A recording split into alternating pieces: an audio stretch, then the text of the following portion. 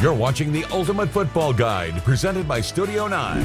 Watch 9 Overtime every Friday night at 10:15 p.m. to find out the upcoming game of the week. And that's where you'll be able to pick up your very own copy of the Ultimate Football Guide.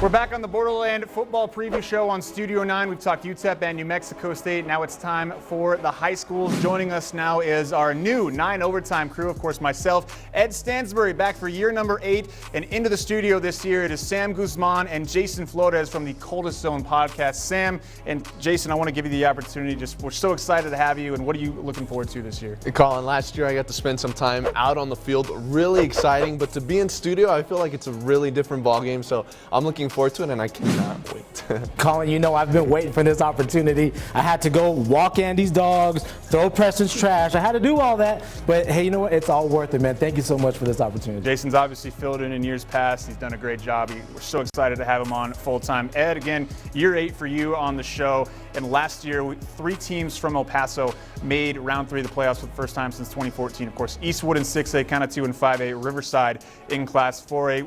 A year that doesn't happen very often. Take me back to it a little bit. Yeah, it was an incredible finish for the 3 teams that made it. You look at Eastwood High School and what Julio Lopez did. Struggled through district play, but put it together when it counted during the playoffs. And Gary Recorder over at Riverside, a tremendous job with Angel Speedy Munoz leading the way.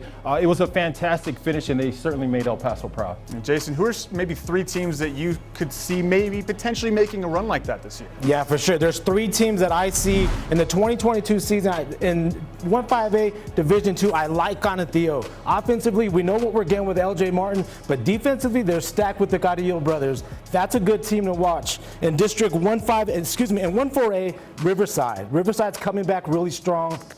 We got Speedy on offense, but on defense, they got a few returning players to finish out in District 1-5A Division II, the Parkland Matadors. New coach, 2 D1 commits, team's got a chance. You know, and speaking of like D1 commits and all those great players, I feel like this year there's a lot of excitement when it comes to the talent here in the Borderland. Ed, I guess run me through, like, who are some guys to watch out for this year? Well, it's an exciting time to be a fan of high school football right here in the Borderland.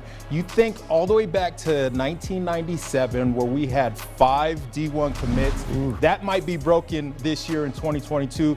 You guys got guys like Jaden Wilson out of Austin going to UNM, Tyrone McDuffie, TD3 going to Colorado, LJ Martin, Stanford. So many guys. The list is growing as we speak. 5 D1 commits as we stand. 7 guys actually have Division I offers. So a fantastic year. Jason, you're going through the new districts in El Paso this year just a little bit.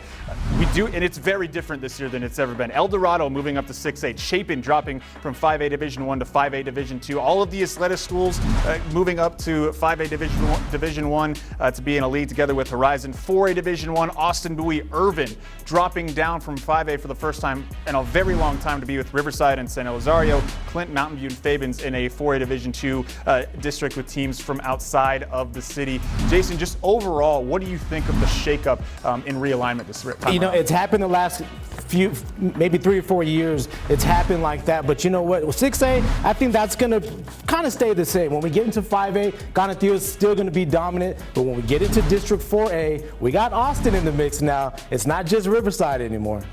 And just, you know, speaking of those teams, really tough question early on in the season. Who is going to be one of the top teams here in the city?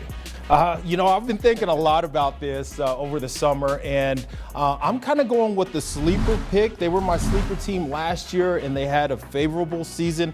But look out for the Pebble Hill Spartans. Mark Torres. They're going to be great.